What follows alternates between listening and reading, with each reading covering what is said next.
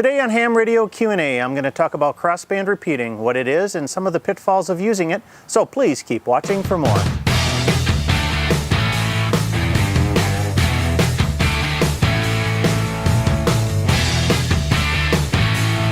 Hi, I'm Michael, KB9VBR, your host for Ham Radio Q&A. I'm on a mission to inspire and educate the amateur radio community, so if this is your first time watching, please consider hitting that subscribe button. We may have seen it in the user manual of your radio, or maybe on some type of advertisement, or read about it on an online forum. I'm talking about crossband repeating. But what is it? How does it work? And most importantly, how can you use it? Well, I'll talk about this somewhat misunderstood radio feature. So let's dig in. Well, simply put, crossband repeating is an effective way to extend the range of your handheld radio. The crossband repeat function works by using a dual band mobile or base radio to retransmit on one frequency a signal received on another frequency band, and vice versa. A common use of the crossband repeat is to extend your range of the handheld radio by using the higher power of your dual band mobile transceiver to hit a distant repeater. I think the best way to explain how this works is to use a practical example. Say you're volunteering for a public service event and you're stationed out in a remote location. Now you can reach the event repeater from the mobile radio in your vehicle, but your handheld radio just won't make it.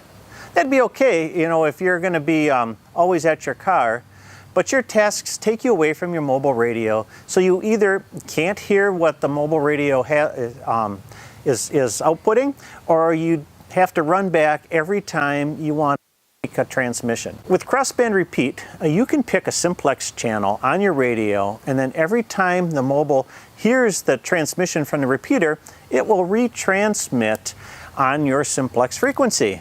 And then when you transmit on your simplex frequency, the mobile in the crossband mode will retransmit the communication onto the repeater's input frequency. A pretty slick feature, isn't it? So what do you need for a crossband repeater? Well, not every radio has this capability.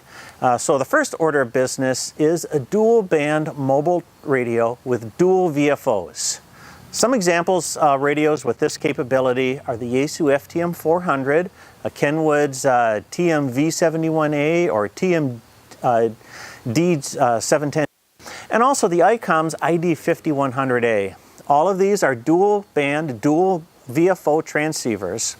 A transceiver that has what's called the dual watch function is not going to work. What that means is the radio's got a single VFO, but it's splitting itself between two different frequencies so it can watch for traffic on that second frequency.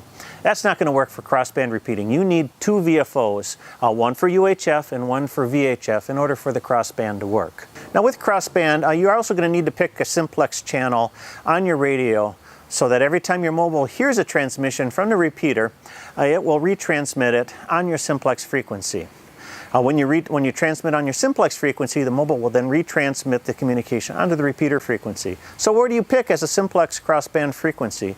Well, first off, interfere with others, and you don't want other traffic to interfere with you. So don't choose the UHF calling channel or its variants. I think the safest is to use a frequency that's designated for crossband or auxiliary use. And you're going to find that frequency by going to your state or region's repeater coordinating body and look at their band plan.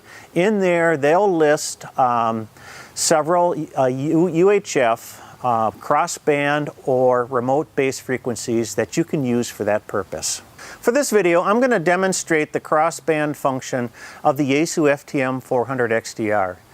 So to do that, let's go into the car and take a look at the radio. The first step is to select the frequencies. Choose a VHF repeater frequency on the A band and your crossband frequency on the B band. The frequencies can be programmed into the memory channels, or you can set them up on the radio's VFO. Really doesn't make a difference. Make sure that the tone encode and decode is enabled for both to reduce the chance of interference. That could possibly open up your crossband links. And then your handheld radio will also need the UHF simplex frequency programmed into it. So to enable the crossband repeat, turn the radio off. Next, disconnect the microphone. The Yaesu has a hot mic when it crossbands, so you're not going to want that mic connected to the radio. While holding down the GM, F, and display buttons, press the power button momentarily to power up the radio. When you see the screen, release the GM, F, and display buttons, and the display should indicate that your radio is now in the crossband repeat mode. To disable crossband repeat, turn the radio off, then repeat the process of holding down the GM, F, and display buttons while pressing the radio's power button. The display should no longer indicate that the radio is in the crossband repeat mode. Now that you're in the crossband repeat mode, you'll transmit on your simplex frequency as you normally do. KB9V.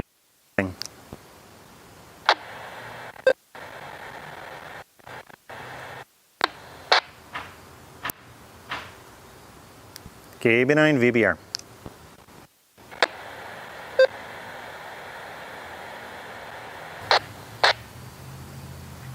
Now that you're in the crossband repeat mode, you'll transmit on your simplex frequency as you normally do. The crossband radio will retransmit onto the repeater's input frequency. When you lift up on the push to talk button, the crossband radio will then transmit the repeater's output back to you via simplex. But all of this switching and retransmitting causes a bit of delay. So before you speak, you'll need to wait about a second for all of the links to activate. When you are monitoring and wish to make a transmission, you also need to wait for the signal to completely drop on your UHF side before you transmit. You'll hear what I like to call the double kerchunk. First the repeater dropping, and then the UHF link drop.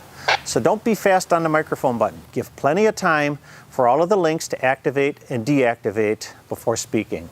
Now there's a couple of warnings about crossband repeating. First off, don't try to crossband two repeaters together. The squelch tail and hang time on those repeaters will cause an endless loop in the crossband, in which will lock up both repeaters and your radio until you physically disconnect the power of your transceiver.